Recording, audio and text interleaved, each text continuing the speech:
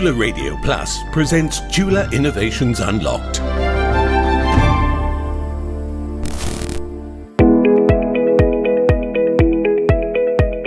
Perspiration, also known as sweat, is the fluid secreted by sweat glands in the skin of mammals.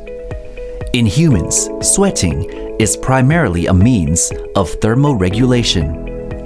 But with the innovation of Chulalongkorn University, your sweat does not only indicate your body condition, but your sweat may also reveal your mental well-being, especially if you are stressed or depressed. Led by two researchers, Dr. Patharawalai Sirinara of the Department of Preventive and Social Medicine, Faculty of Medicine, and Assistant Professor Shadin Kulasingh from the Department of Chemistry, Faculty of Science. The accuracy rate of this innovative method in checking for stress and depression is over 90%. And if this is true, detecting, allocating, and curing people with certain mental disorders may become much more efficient. This is why today, Chula Innovations Unlocked paid a visit to the School of Global Health to gather more information. Dr. Patharawalai, Dr. Shadin, thank you so much for your time. My first question is, how did the idea of linking an individual's sweat with their conditions of stress and depression come about? The idea of connecting the emotional stress and depression into the chemicals in the sweat comes out from the understanding that the chemicals in the sweat, when the body have some stress and physical stress or mental stress, they can produce some chemicals that can link to the emotional states. All right. Could you perhaps explain the mechanics of all this? How does it work? It could start from the hormone in the body when you get stressed for a long time, for example, and then after that you may generate some kind of marker compounds in your blood, and after that this could change some kind of you can think like there are some microbials around you, right? And then after you get chemicals in your body change, and then the microbial also change the behavior because our chemical is just the food of the microbial, and when something like that happening, the microbial just kind of distribution in the body change, and different microbial or bacteria, they got different smell. That's why at the end, after you got stressed, it could lead to finally to the change of the bacteria and then change of your smell or volatile compounds. Body odor is the reflection or result of your mental condition. Yeah, correlation you can say. Oh, okay. So let me get this straight. So that means that your mental condition will then affect whatever mechanism it is within your body, which will interact with the bacteria or microorganisms around you. Yeah. And that's where we detect the stress. And where we could sniff the smell. Yeah. Oh, you could actually smell it. Yeah. Okay, can we do it with our bare nose? The dog could do it easily. Dogs could do it, right? Yeah, but not sure about the human. Right. So before we get to the idea of this innovation, that means that when people become stressed or are depressed, and the chemicals in their body change, once they cure all that, will that level of chemical reaction come down to a normal state, or will it maintain there? If it's quite long enough time, the body chemicals could change back to some of the thing they got before, right? The profile of the smell they got. Yeah, it's kind of changeable. Right. So what happens is you collect the samples from the sweat, from any part of the body or from any particular place? Yeah, we try the armpit. Yeah. We try the forehead. Yeah, it could work from sock also.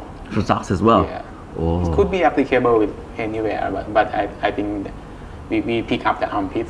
Okay. Because it's without the makeup. The lady will not. And so once you have the samples of the sweat, what happens next? Just send to the lab and then shoot the smell kind of gas above the sample of the sweat into the machine, and then the machine analyzes the whole profile of the smell. Okay. And this machine is made by you guys entirely? If we focus on some particular kind of disease, we could develop further the sensor right? Like some kind of portable sensor that we can keep it around and then test, do the inline test. Right. Yeah, but the normal step it involved with we got the big machine.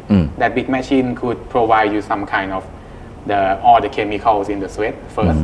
We could have up to 50, even 100 volatiles inside the sweat, human sweat. Okay. Yeah. And after that, we can use some statistics and math things to kind of pick up some kind of compound called it as the biomarkers.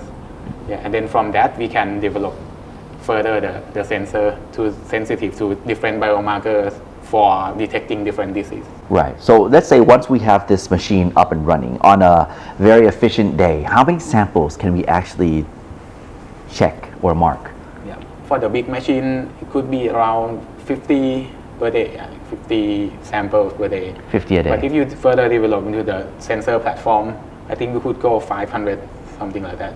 Wow. So that would very, very much help out the health officials who are looking after mental conditions of people. Yeah. Right. In your report, you mentioned that the accuracy rate is about 90%. Over 90. Over 90%. What's wrong with the other 10%? Yeah, it's related to several factors. Right? The first of the thing is like if you can have some kind of drugs or some kind of herbs to relax your mind, like cannabis, for example. Okay. Yeah, we used to observe some kind of the sweat profile of the cannabis user, and then that population kind of located within a normal person. I see. And the other case would be something about they may kind of have some specific smell, kind of deal with some microbials a lot in the dirt or in the laboratory. There may be some kind of scientist. Yeah, if they experience this kind of microbiome diversity, they could have some of this characteristic smell also. Now, if we can detect stress and depression through our sweat, is it possible to detect other emotions through our sweat and body odor as well? For example, love, anxiety, excitement, I don't know, what have you. Kim? Yeah, there's a research for that. Yeah, for both happiness and the sadness. For example, people in the past, they try making the group of people, half of the group watching the happy movie, the other half for the sad story things. And after that, they could sniff the difference between their sweat profile. And this means it could be applicable as well as the other kind of mental disease. Okay. Yeah. So at this stage, as we speak, how massive is the scale of your innovation, which will be of much help to the psychologists or psychiatrists around Thailand? Yes. So we can supplement the diagnosis of the psychologist and psychiatrist by we provide the objective mental health screenings. It's the chemical levels in the sweat of the patients that can early detect and indicate. Besides only the opinions of the psychologist, we can provide them with the chemical levels in the sweat to supplement their diagnosis and early treatment. Now, if it so happens that the chemicals that we detect from the sweat does not coincide of what the psychiatrists find in that particular patient, how do we weigh this? Who do we believe? Yes, it depends on the history too. And so we develop for supplement the diagnosis to help to ensure that these patients have the moderate level or severe levels. And then it depends on the psychologist and psychiatrist to prescribe the treatment. It still depends on their opinion. Right. But we can supplement the objective mental health screening. And so far, your research has been conducted on, I believe, firefighters, was it? Yes, that's Yeah, correct. okay. Well, I mean, what was that? Is that based on the assumption that firefighters are very depressed? Or That's correct. Yeah, according to the many studies around the world, there are more than 50% that firefighters have stress and depression because of their work has like the urgent, and they see many colleagues or many villagers die in front of Victims, them, right? the victims. So we started our idea in the firefighters in Right. Bangkok, across Bangkok. There are 47 stations and more than 100 firefighters. Right. We conducted the study over a year. And that's why we are confident to conclude that our screenings have the accuracy more than 90% from this cohort. All right, because it coincides with the research that has been done conducted before. Right. But collecting samples from the firemen wouldn't be too difficult because they work in a very hot environment anyway. Right. Now, when you collect the sweat, do you have to like swipe it and put it into the machine, or can you kind of preserve it, freeze it? How does it work? Yeah, you could start from some kind of cotton stick, like 3-4 centimeter length. Okay. Yeah, just you have 2 of them under your armpits. Okay. And then you just hold it for around 10 to 15 minutes. You don't need to have the sweat. Yeah, because you got the body odor already. Oh, okay. It could kind of absorb onto the cotton easily after 10 minutes. Okay. And then you can put the cotton back to some kind of small vials and send to us for the analysis. Right. How long is this until it expires? You mean how long could it last? Right? Yeah. Maybe even several months. You can still detect some kind of markers. All right. Yeah. So how much is one of these test kits? How much would it cost to check one person's sweat to determine if they are stressed or depressed or not? Yeah, at the moment we can have some kind of big machine, right? That one is above 1 million things. And then if we want to reduce the price or the cost of the testing, we need to further develop into the smaller platform. Okay. Right. We sacrifice with the accuracy rate, but we can go to the smaller and then cheaper platform, like a few 100,000 a machine, and then after that we can use the machine around, and this machine could detect, as I told you, 500 cases per day easily. Okay, so also once we have that machine, we could check as many people as we want. We can develop it into some platform like the bed. If you're connecting this kind of machine sensor on the bed, and then it could detect you every day after you sleep, and then have some reminding something like this could happen. Wow. Okay. And have you conducted this study outside of Thailand? And would it work theoretically? We are dealing with some group in the US at the moment. Yeah, and they are kind of interested in our approach also. And then they got some kind of thing called a micro electronic device to help you sniff the smell. Okay. Yeah, we are at some kind of collaborating at the moment. Right. So it means that this kit could be used anywhere around the world. Therefore, it could be ready for exporting. Is that possible? Yeah. Not at the moment. I think it's some kind of, it depends on the data we got. Yeah, if we have significant amount of the data, we can go for the larger and the larger areas. We're quite confident in Bangkok at the moment. Okay. Yeah, but if we want to go for the wider area, we need more data. Yeah. And what would be your next steps of research and development?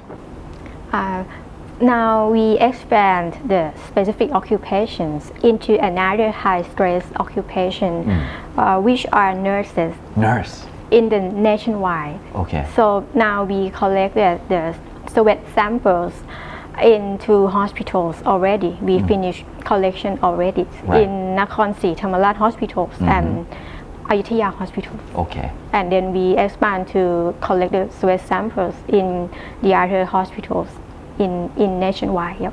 Right. So assuming that nurses, which is one of the occupations that are very, very underpaid, I mean, and they work really hard, you're assuming they're pretty stressful. Yeah, that's correct. Policemen also? Oh yes, according to that, the policemen have like, you have heard the news of the gun violence. Yeah, so we assume that we should expand the screening of this mental health via the sweat, the stress in the sweat through the police too. Yeah. Okay, as doctors and scientists in the big picture, how should one live their life so that they're not too stressful and don't end up depressed? It depends on the work-life balance, I think. Yeah, we should balance with the health and the work and the family and the happiness too. So we need to balance every aspect. Right. Yep. Dr. Jin. I think just understanding yourself. I think, yeah, if you understand yourself, you know the level of the stress you could cope with, which level you should just go back further a little bit before just going into the stress again. Right. If you understand yourself about your mind, I think it's quite, it should be very useful to deal with that. Right. Even you got the depression, right? But if you can stay with it, you understand the symptom of the depression, the things, just a life, I think. Were there any interesting cases or findings during your research and development? Yes, for the firefighter cohort, there are a few firefighters that needs to be excluded from the study because of they have very high stress and then they commit suicide. Yeah, and some they go to the jail because they have drug use, something like that. Yeah. Okay. So it's interesting that this importance that we need to screen the mental health in the high risk of mental health problems occupations because if we neglected them and then they can go to commit suicide. Yeah. Right. We need timely diagnosis and timely screening, timely treatment Right. for some occupation or even the mass population. Because the earlier you detect, the earlier Yeah. for curing. No. Yeah, because these days there are not enough number of psychologists and psychiatrists in Thailand. So we try to develop this mental health screening method Right. to help that when they have some questionnaire and then have some screening of the chemicals in the sweat, Okay. so they can know that what mental status Right. and seek for help in time. Ajahn Chadin, you want to add anything? I think this kind of project is something like we observe people at the same time we do the research also. That's why we could not plan in advance. Sometimes we never know that how many people getting stressed before, right? And then that's why we need to keep observing, getting more data. Okay. Yeah, and it's kind of whenever we found some kind of abnormal mental disease or mental illness status things, we can just remind them and then we can bring them to The psychiatrist, Yeah. when we have some cases of severe stress or Right. severe depression during our study, we contact the psychiatrist at Chula Hospital Right. to treat them. Oh, okay. So you were just conducting your research. It just so happens that this individual, his marks are outstanding. So in you go. Yes, we collaborate with psychiatrists at Chula Hospital too. So it help people along with the study. Right. Once this becomes massive, becomes a national campaign, for example, if we're going to test people by the millions, do we always have to ask for their consent, or can we just like collect samples that we find and random people's shoes that they take off in front of temples? Is that possible, or do we have to ask for this consent? Need to ask consent anyway. Yeah, because it's like the ethics Right. that the volunteer needs to give consent Right. before we can be checked. Yeah. Were there anybody or any people who declined getting tested?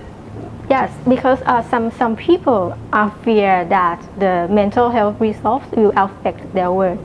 Right.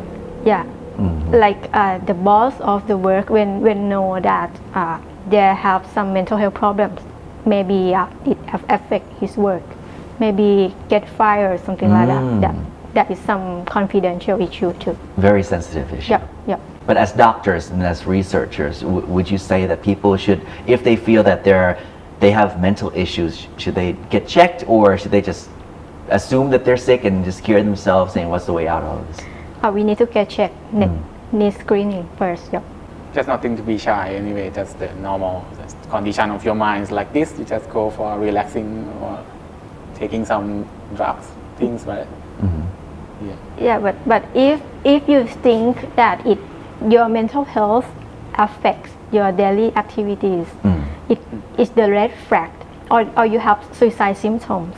It is the red flag that you need to seek help to the psychiatrist. Yeah, you need to go to hospital ASAP. Yes. As soon as possible. Yes. Right. Well, I mean, it's quite astonishing, and a big hand to both of you and your team in developing this innovation to a national, if not international, scale.